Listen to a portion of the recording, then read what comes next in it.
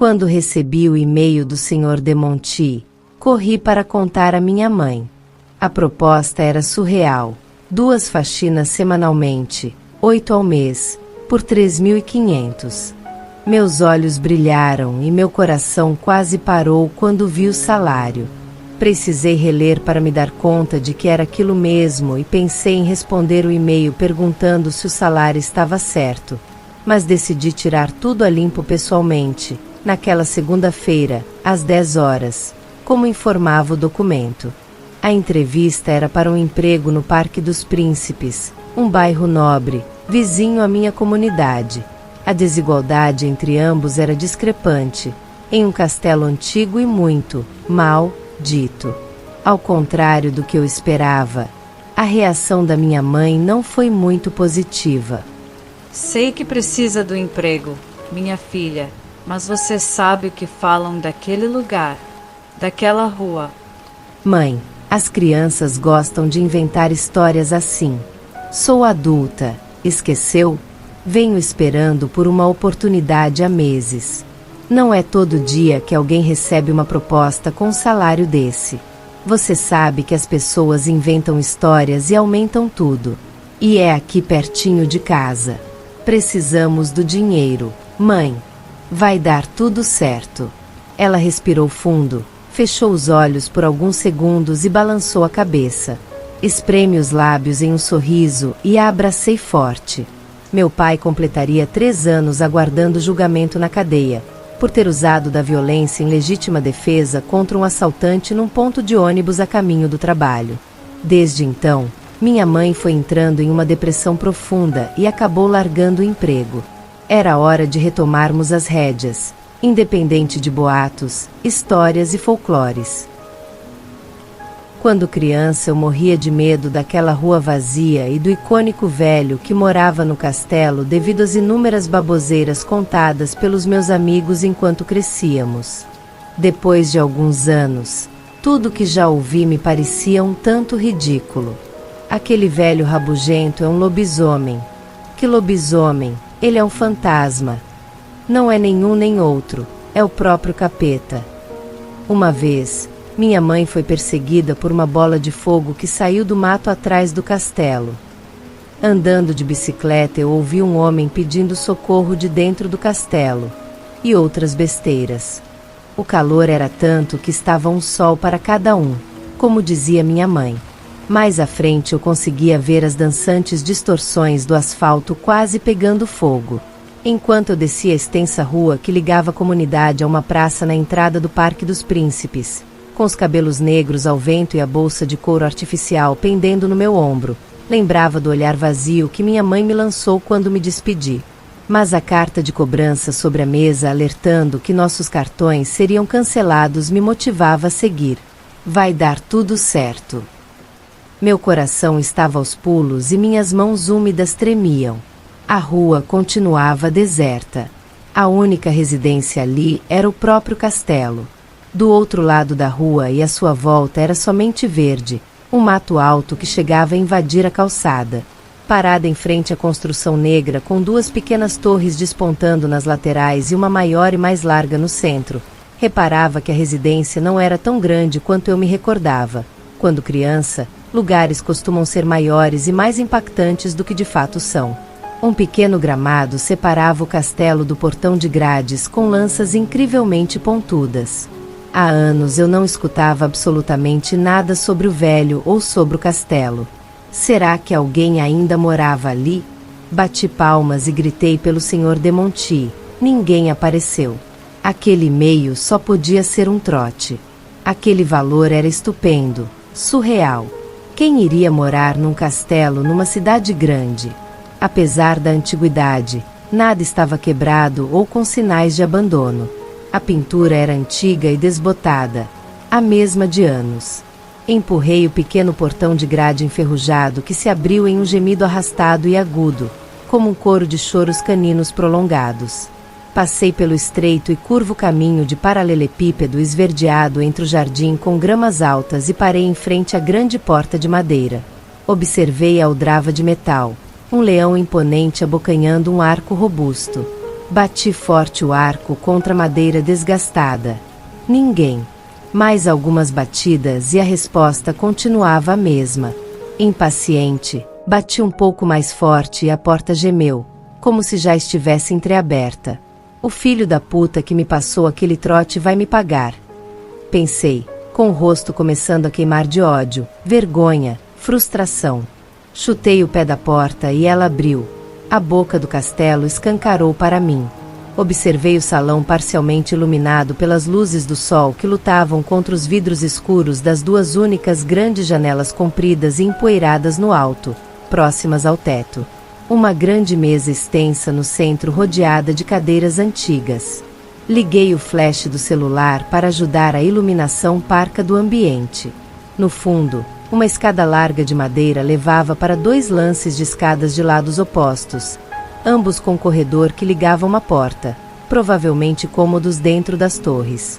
Tem alguém aqui? Gritei ainda na porta, e a resposta foi o eco da minha voz subindo as escadas.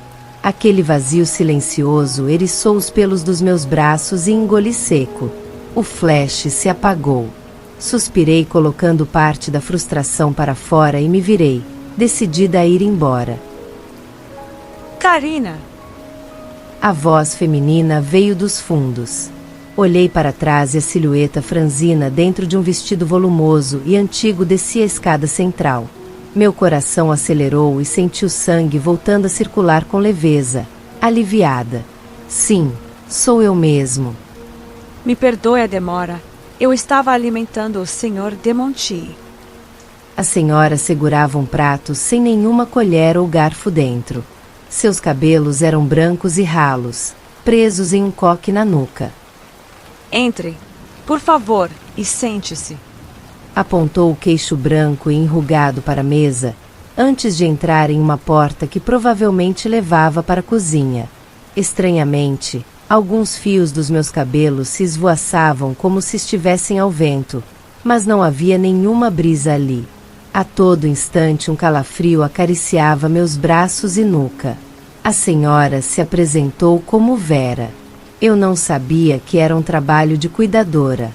Falei. Meu nariz havia entupido com tanta poeira. Cogitei tirar meu naridrim da bolsa e usá-lo, mas pensei que seria inapropriado. O Sr. de Monti está por minha conta. É só para cuidar da casa. Você já fez faxina antes? Respondi que sim, mas menti sobre isso. Você tem alguma pretensão de horário? De manhã ou à tarde? O que for melhor para a senhora e para o Sr. de Monti, sorri com a resposta que me soou humilhante. Eu não queria passar a imagem de uma desesperada por um emprego, mas queria deixar claro que estava disponível em qualquer horário. Podemos começar um teste ainda hoje, caso você esteja livre. Senhora Vera sorriu e as rugas nos cantos dos olhos se intensificaram. Sim, respondi de imediato, com o coração voltando a acelerar. Era a hora de mostrar que eu queria estar ali. Senti meu nariz escorrer, e os olhos esverdeados da senhora notaram. Limpei rapidamente. Eu gostaria de saber.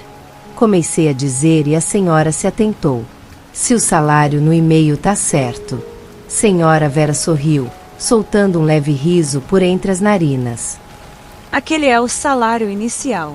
Ele pode aumentar conforme você se adaptar melhor. As palavras da mulher foram como um abraço forte com direito a pulos de alegria. Respirei fundo, contendo a emoção. Nossos cartões não seriam cancelados e as contas seriam pagas em breve. Venha, vou lhe apresentar os cômodos. Os móveis eram antigos e estavam foscos pela poeira. O acúmulo de teias velhas e ressecadas dançava em cada canto, cada quina escondida.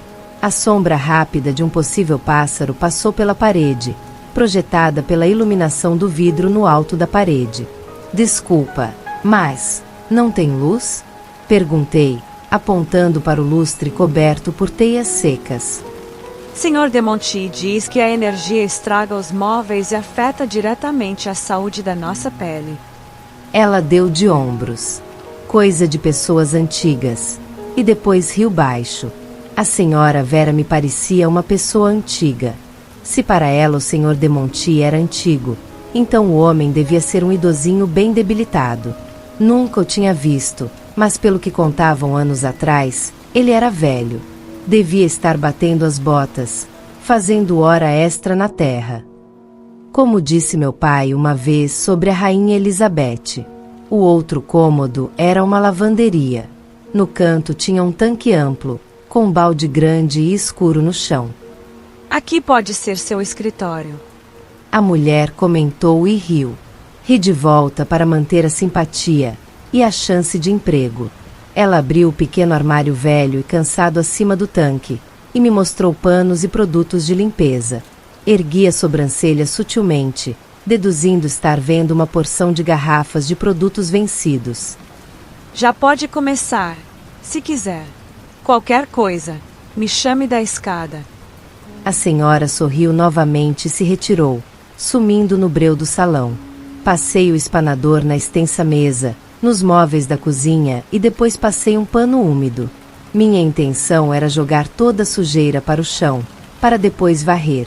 Ao puxar a vassoura encostada ao lado do tanque, vultos pretos correram debaixo dela, passando por entre minhas pernas e me fazendo gritar de horror ao sentir os pelos gelados roçarem no meu tornozelo. O impacto do cabo de madeira contra o chão só intensificou o susto. Os calafrios me abraçaram, me paralisando. O impacto do cabo da vassoura no chão ainda ecoava na minha cabeça. E pelo castelo. E ainda conseguia sentir os pelos daquelas coisas na minha pele. Ofegante, tentei controlar a respiração. Passei as mãos no rosto úmido pelo suor e suspirei. Precisava voltar ao trabalho. Com o flash do celular ligado e a música baixa para descontrair, enfiei o aparelho parcialmente no bolso da calça jeans e varri o chão de concreto sem fim, da pequena lavanderia para a cozinha, da cozinha para o vasto salão. O chiado dos fiapos da vassoura arrastando no concreto ecoava. Uma placa impedia minhas narinas de puxarem o ar. A poeira do concreto tinha subido com a varreção. Tirei o naridrim da bolsa e pinguei uma gota em cada narina. Que delícia era poder voltar a respirar. Mesmo com a iluminação do celular, tive receio de deixar alguma sujeira para trás, então varri novamente, mesmo sabendo que ninguém iria notar. Pelo menos estava melhor de quando cheguei. Peguei o celular para enviar uma mensagem.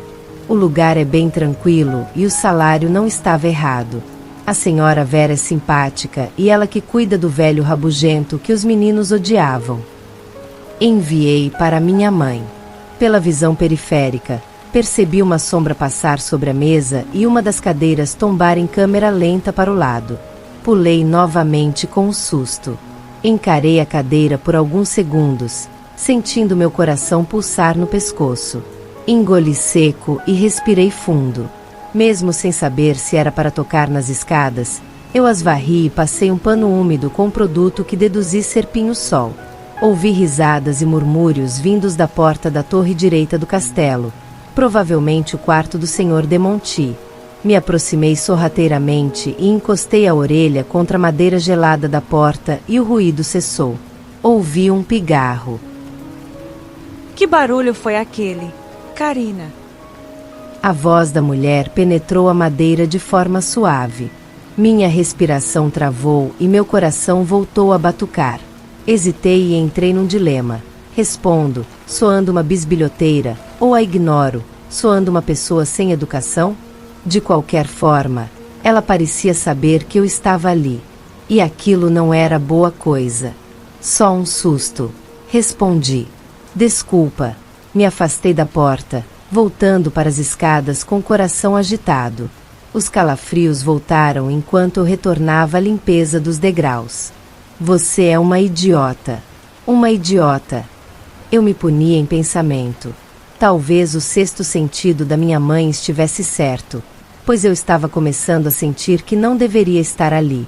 Por um momento pensei em pegar minha bolsa pendurada em uma das cadeiras e sair pela porta e correr para casa.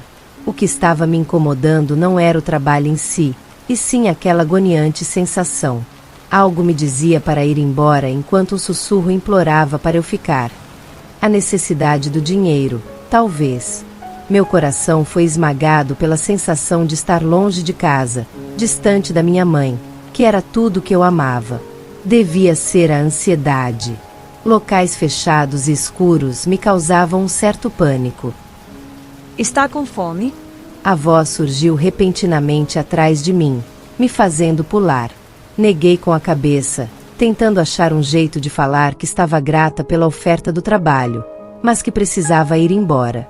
O salário era maravilhoso, mas eu não estava me sentindo bem. Senhor Demonti quer que se junte a nós no jantar. Ela sorriu, dessa vez somente com os olhos.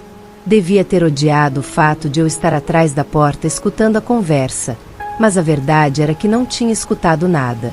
Não vou ficar pro jantar, tô terminando as escadas e vou embora. Falei, tentando não ser rude, e voltei a mergulhar o pano na água cinza do balde. Não pode ir embora. Karina, você começou agora, então só pode partir ao cessar da tarde. Não quero ficar. Vou terminar as escadas e vou embora. Agradeço a oferta de emprego, mas eu recuso. Você não vai embora. A senhora fechou o sorriso. Larguei o pano na madeira e me levantei, olhando para a senhora Franzina, escondida naquele vestido volumoso e desbotado. Sua afirmação fez os pelos da minha nuca enrijecerem.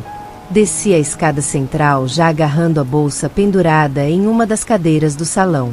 As pancadas do meu coração em meu pescoço e ouvido ditavam o ritmo dos meus passos em direção à claridade que vazava por entre as frestas da porta.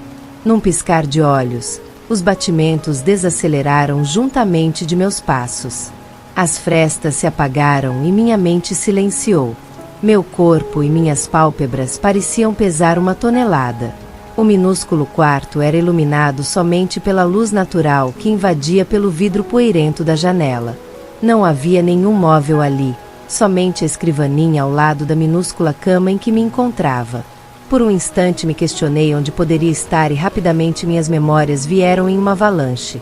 O e-mail, a aflição da minha mãe, o castelo e Vera afirmando de forma enigmática que eu não poderia ir embora.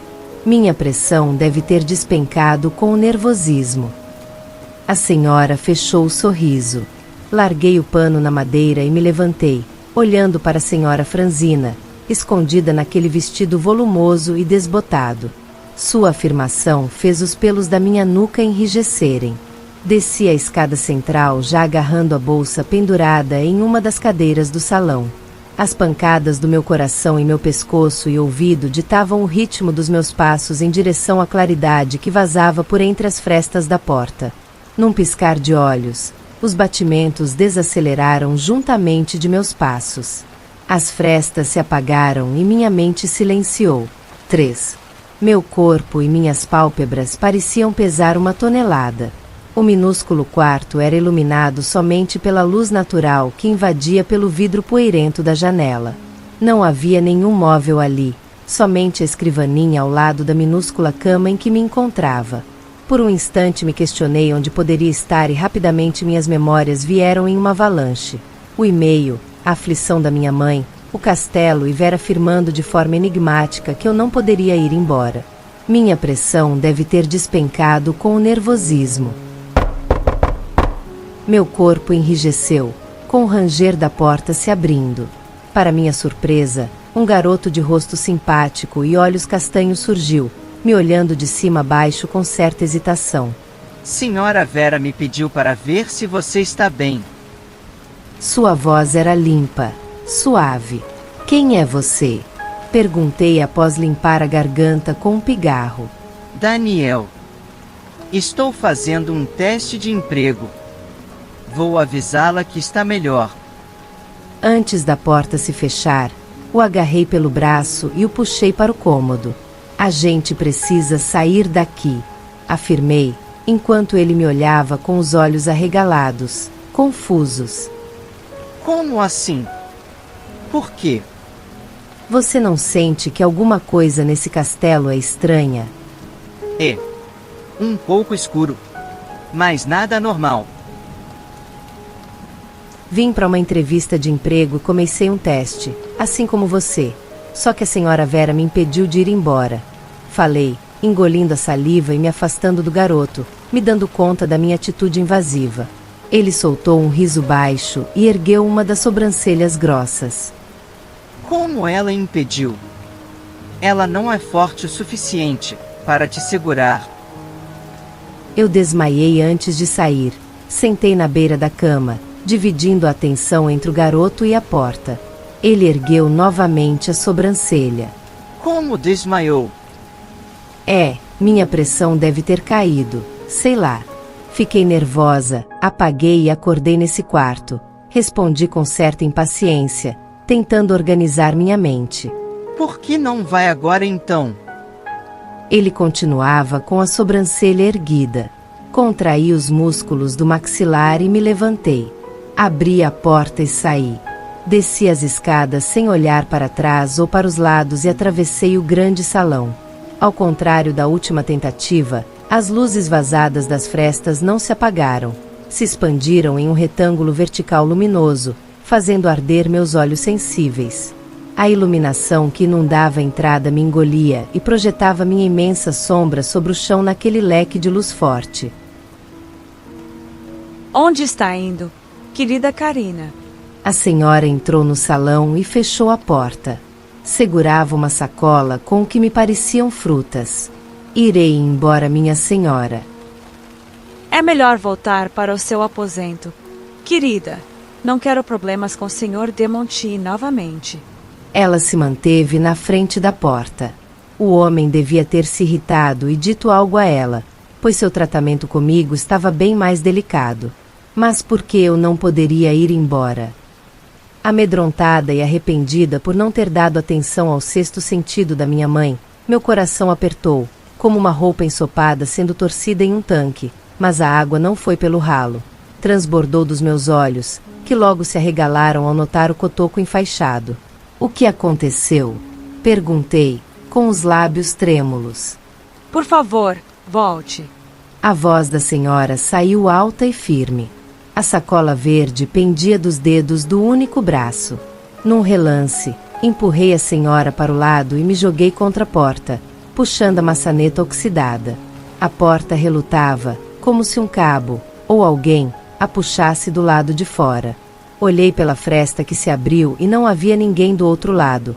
Apenas uma criança passando de bicicleta do outro lado da rua, próxima ao matagal. Socorro! Gritei. A criança olhou e pedalou mais rápido, sumindo do meu campo de visão. Perdi as forças e a porta bateu em um estrondo. Meu peito chiava ao encher e esvaziar rapidamente. Quanto mais cedo você aceitar, mais fácil será. A senhora afirmou, antes de virar as costas e sumir na porta da cozinha. A mão grande de Daniel segurou meu braço e me puxou para as escadas novamente. Você viu, você viu. Puxei a porta. Ela não abriu. Eu lutava para conseguir falar, como se algo esmagasse meu diafragma. Eu estava horrorizada com o que podia acontecer comigo naquele lugar. Se acalma. Toma. O garoto pediu, me entregando um copo d'água e depositando a jarra de vidro sobre a escrivaninha. Por que ela não quer deixar você ir embora? Não sei. Falei, aos prantos. A água agitava dentro do copo como um mar raivoso. Daniel segurou minha mão para conter a tremedeira. Ele refletiu enquanto eu bebericava a água. Será que esse de Monti existe de verdade? Será que Vera não é só mais uma lunática com uma residência enorme e sem vida? Um tipo de bruxa? Essa merda não existe. Eu falava, recuperando o fôlego. Mas de Monti existe. Eu ouvi eles pela porta ontem. Ouviu a voz dele? Não. Franzi a testa, pensativa. Então ela podia estar falando sozinha. Daniel foi até a janela e passou a mão no vidro, afastando o pó para ver o lado de fora. Tipo o filme Psicose, do Alfred Hitchcock. A gente precisa ligar para a polícia. Falei, apalpando meus bolsos vazios. Cadê meu celular? Eu procurava o aparelho pela cama. Ela pegou. Como sabe? O olhei atenta. Ela pediu o meu assim que cheguei. E não desconfiou de nada. Eu pensei que era um tipo de norma. Não mexer no celular durante o trabalho, sei lá. Ela não tem esse direito. Então você também tá preso aqui. A gente precisa dar um jeito de sair, falei, torcendo por algum plano milagroso surgir na minha mente. Daniel levou o dedo ao queixo, passeando os olhos pelo quarto. Acho que o melhor a fazer é voltarmos ao trabalho e obedecer. E quando tivermos a oportunidade, saímos. Concordei com um balanço de cabeça e uma dúvida me surgiu. Eu não sabia por quanto tempo eu tinha pagado. Que dia é hoje? Perguntei, erguendo o olhar na direção de Daniel. Terça. Por quê? A angústia passou a corroer minha alma. Devia fazer quase 24 horas desde que passei por aquele portão de grade com lanças e ninguém veio me procurar. Minha mãe sabia onde eu estava. Ela já devia ter aparecido com a polícia. O sol lá fora estava enfurecido e deixava o interior espaçoso do castelo abafado, como uma imensa fornalha gótica. Antes de entrar na cozinha, eu havia avistado Daniel agachado, fechando o forno velho e o ligando em seguida. Talvez parte do calor que fazia meus cabelos grudarem na minha pele estivesse vindo dali. Agora, o garoto secava os talheres e os guardava na gaveta limpa. Eu estava apoiada na pia e perdida em meus pensamentos. Ele levou o braço até minha cintura de forma sutil. Onde achou isso? Perguntei, observando a faca média pendendo dos seus dedos finos. Senhora Vera me entregou para cortar a carne de porco do jantar. Respondeu, me fazendo olhar para o forno. A violência não parecia fazer parte da personalidade do garoto. Não parecia ser do seu feitio. Por isso me entregou a faca, ao invés de tomar a iniciativa. E eu não o julgava por isso. Mas se fosse preciso usar da violência para sair dali, eu não hesitaria, assim como meu pai. Vera era o meu assaltante. O castelo era meu ponto de ônibus. Coloquei a lâmina fria da faca dentro da calça, na cintura, com cuidado. Eu estava apreensiva. A senhora Vera parecia não estar muito a fim de saber como andava o nosso desempenho. 1 hora se passou e nada da mulher. Limpamos a cozinha, a lavanderia, o vasto salão e as escadas. Deixou o fogo baixo, querido. A voz que surgiu da porta da cozinha me causava arrepios e me dava nos nervos. Sim, senhora. Bom, ela se aproximou do forno com as mãos juntas. Só se esqueceu de acender a luz. A senhora se agachou e semicerrou os olhos, tentando identificar o símbolo da lâmpada em um dos botões. Aquele fogão, mesmo antigo e caindo aos pedaços, parecia ser moderno demais para aquele castelo. Retirei a faca da cintura rapidamente e Daniel me olhou apreensivo. Contraí o maxilar novamente e ergui o braço em meio à tremedeira e aflição. Antes mesmo do golpe, eu conseguia sentir a faca penetrando a pele mole da mulher e cravando na sua nuca, enterrando a lâmina entre os ossos, sem conseguir tirá-la depois. Infelizmente, aquele seria o fim da senhora Vera. Eu precisava sair. Eu precisava ver minha mãe. Ao descer o braço abruptamente, a escuridão retornou. Sem muita dificuldade, meus olhos se abriram. O ambiente estava finalmente iluminado. As luzes amarelas e fracas vinham dos lustres antigos que pendiam do teto sobre a mesa e das velas espalhadas por entre toda aquela comida. Pratos e pratos, de diversos tamanhos, taças e taças, todos ocupados. No centro da mesa, o prato principal, um porco inteiro assado, com uma maçã na boca. Pelas imensas janelas no alto percebi a escuridão lá fora. Mais uma noite ali. Tentei ajeitar meu corpo na cadeira, mas não consegui mover um músculo sequer. O som de mastigação molhada e irritante vinha do meu lado direito. Na minha visão periférica, não conseguia identificar a figura, mas o borrão era de uma cabeça branca flutuante sobre um monte preto. Ela resmungava e gemia ao deleitar-se. Tentei mover os olhos para o lado. Em vão. A sensação era exatamente igual à paralisia do sono, que cismava em me visitar algumas noites.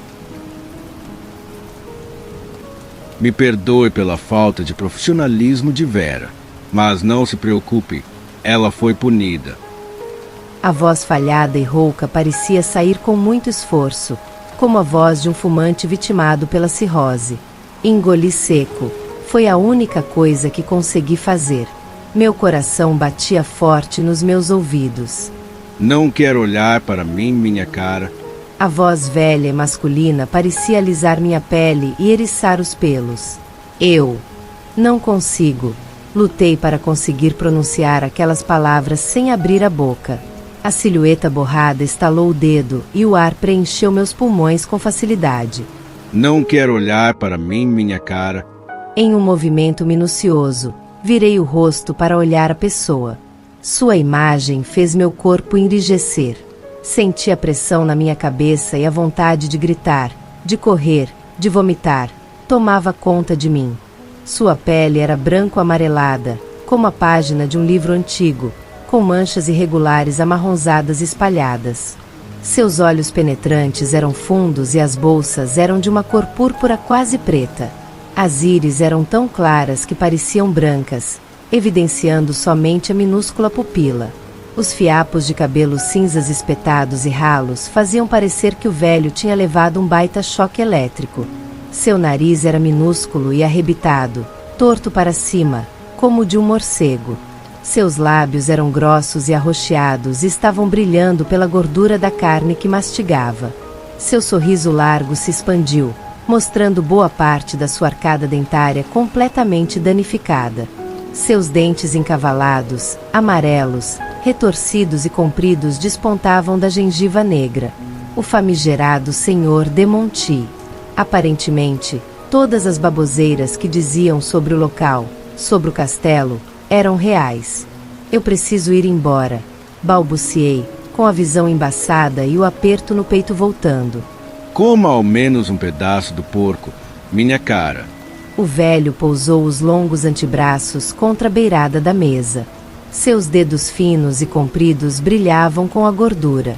Não, respondi com firmeza, engolindo o choro enquanto secava as lágrimas. O semblante do velho mudou. Seu senho se contraiu e suas sobrancelhas inexistentes desceram, deixando a sombra em volta dos seus olhos mais profunda e horripilante. Suas narinas de morcego se abriram e seu peito encheu de ar dentro daquela vasta capa negra. Coma agora! Exigiu por entre os dentes. As chamas das longas velas se agitaram, mesmo sem nenhuma brisa ali. Tremendo e sem pressa, peguei o garfo e a faca. Olhando para o homem de relance a todo instante, furei a carne macia e cortei um pedaço, o levando à boca. Senhor de Monti sorriu e voltou a comer, aparentemente contente. Cadê a senhora Vera? Perguntei de boca cheia, engolindo carne e lágrimas. O que fez com ela? Ela está bem. No fundo, eu não me importava com o que havia acontecido com a senhora. Afinal, eu mesma estava prestes a cometer uma atrocidade contra ela para tentar fugir dali. Mas estava preocupada com o que o homem havia feito. Eu não tinha ideia do que ele era capaz de fazer. O velho começou a rir, se engasgou e começou a tossir, rindo ainda mais, de forma incontrolável. Resquícios de carne e gordura voavam da sua boca escancarada e caíam sobre a bagunça nojenta em seu prato. Confusa, voltei a olhar para o meu prato, tentando conter as lágrimas que já faziam cócegas nas minhas bochechas. Eu disse a ela que erros nos alimentam e que o próximo erro dela iria servir como um alimento. Seu pulmão chiava com as risadas. Que erro ela cometeu? Murmurei. Ele soltou um riso e uma tosse novamente. Não se estressa um animal antes do abate. Ele proferiu em voz baixa, com um olhar maligno, chupando os dedos gordurosos. Encarei o pedaço de carne no prato e arregalei os olhos. Olhei para o porco assado e o animal estava intacto, nenhum pedacinho sequer lhe faltando. Mas a Vera, lhe faltava um braço. E, aparentemente, o animal estressado era eu. No impulso, e com o estômago embrulhado, me levantei rapidamente e ao tentar correr tropecei no vestido longo que estava usando sem perceber e caí, me embolando naquele monte de tecido sem fim enquanto rolava no chão. Me levantei rapidamente e ergui o vestido, correndo até a porta. O homem ria alucinadamente. Agarrei a maçaneta e a puxei com toda a minha força. Nenhuma fresta cedeu daquela vez. O tilintar dos talheres sobre os pratos me fizeram olhar de relance para trás. A figura do homem flutuava, arrebatadora, atravessando a extensa mesa como um fantasma. Sua cabeça branca crescia na minha direção e seu rosto estava distorcido. Seus olhos pareciam maiores e amarelos. Seus dentes estavam escancarados e suas mãos como garras alucinantes, prestes a me capturar. Ao me virar para a porta novamente, senti o calor e a dor aguda no pescoço. O velho abocanhava minha pele. Eu sentia o calor do seu hálito e da sua respiração abafados contra ela. Demonti rosnava contra o meu pescoço, como um cachorro brigando por um pedaço de osso. Paralisada pelas garras cravadas nos meus braços, senti meu sangue congelar. Minhas pernas ficaram bambas e sem forças. Meu corpo foi de encontro ao chão. Caída, o teto rodava. Dei uma última olhada para o velho, que na verdade, como um passe de mágica, se tornou Daniel, que me encarava com olhos penetrantes e vermelhos, enfiado naquela roupa preta, com um sorriso satisfeito, limpando o canto dos lábios. E você é um poço de erros. Meu caro alimento. Daniel ergueu o canto dos lábios roxos, mostrando parte dos dentes podres salivando. Nesse momento eu sei que morrerei, pois não há mais nada o que eu possa fazer. E no meu último suspirar de vida, lembro das palavras sábias de minha querida mãe. Agradeço profundamente por terem dedicado seu tempo a ouvir essa história extraordinária e, ao mesmo tempo, perturbadora. Se você gostou do relato e quer mais conteúdo desse tipo, por favor, deixe seu like, compartilhe com amigos que também apreciam uma boa história de terror e inscreva-se no canal para não perder futuras narrativas. E para os corajosos que chegaram até o final, lembre-se de sempre manter seus olhos abertos para o desconhecido. Às vezes, a verdade está além do que podemos perceber. Se você já teve alguma experiência paranormal ou história assustadora, compartilhe nos comentários. Adoraria ouvir suas experiências e talvez até mesmo transformá-las em futuros vídeos. E até a próxima noite sombria, nossos corajosos inscritos. Que os seus sonhos sejam livres de sombras. Ou talvez não.